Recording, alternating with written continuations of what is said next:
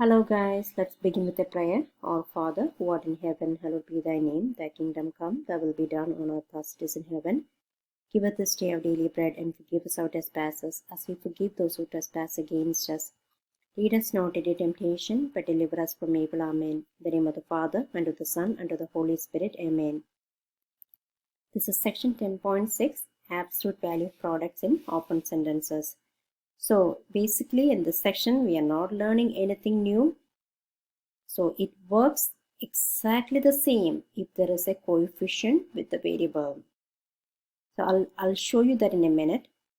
Another interesting property is absolute value of product of two numbers. Absolute value of A, B is equal to absolute value of A times absolute value of B. So if it's like 4 times 5, absolute value of 4 times 5 is same as absolute value of 4 times absolute value of 5. So here, look at the exam, the coefficient. The last section with the coefficient of the variable was always 1. So, but here we have a different coefficient other than 1. So this is 4y and this is 3x.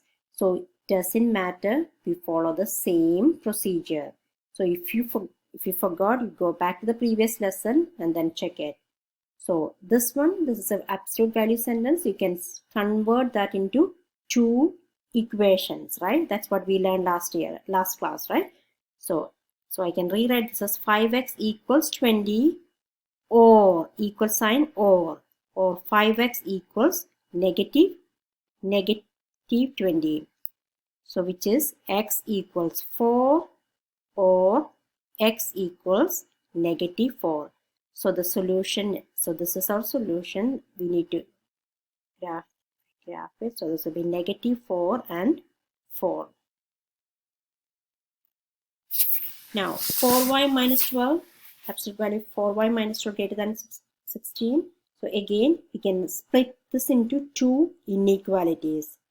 So 4y minus 12 greater than 16 greater or G or go.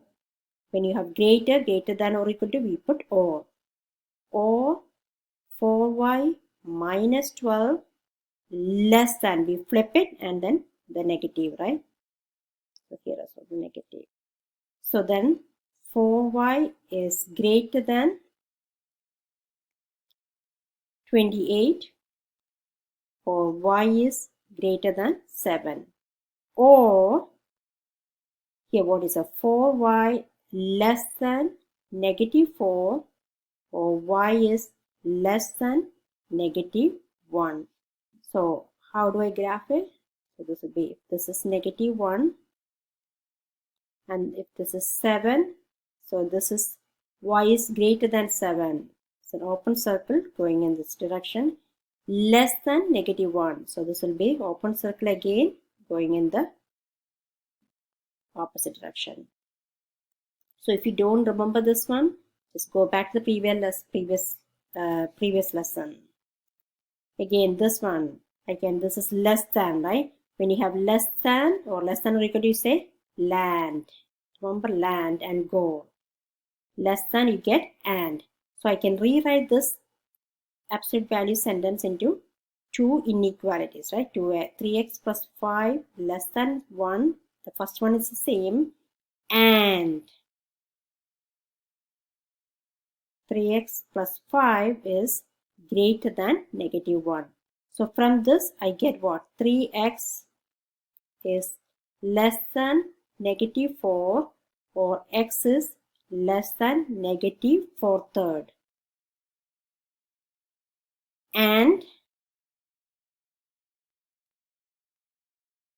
3x is greater than negative 6 or x is greater than negative 2. So then, so we have our graph will be what? X is greater than negative 2. So that if this is negative 2 and this is 1,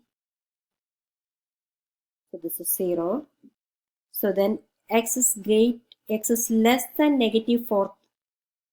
Oh, this is negative 1. Perfect. Negative 1. x is less than negative 4/3. Negative 4/3 is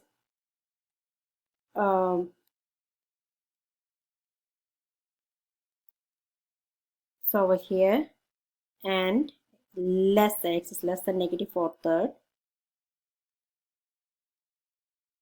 and then x is greater than negative 2. So these two is the graph. This is negative 2, x is greater than negative 2, less than 4/3. So this is negative 4/3. So if I have absolute value of t over 3 less than or equal to 2, again we do this one, t over 3 less than or equal to 2, less than, you put and, right? And t over 3 greater than or equal to negative 2.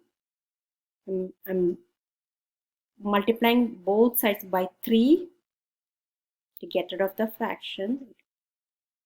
So this will be t is less than or equal to 6 and t is greater than or equal to negative 6. So this is negative 6 and 6. T greater than, t less than or equal to negative, t less than or equal to negative 6. T less than or equal to 6. So this will be this. And t is greater than or equal to negative 6. So this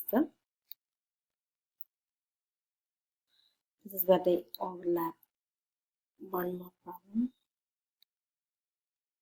Again, split this into two inequalities, x over 2 minus 3 less than or equal to 2 and x over 2 minus 3 greater than or equal to negative 2. So I'm going to, so x over 2 is less than or equal to 5 and x over 2 greater than or equal to 1. So I'm going to multiply the whole thing by 2.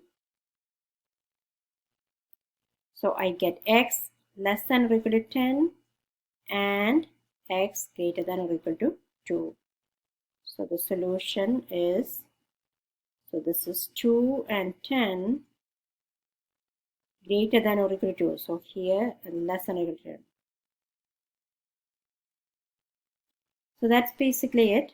And then you can look at the examples on page 486. That's it.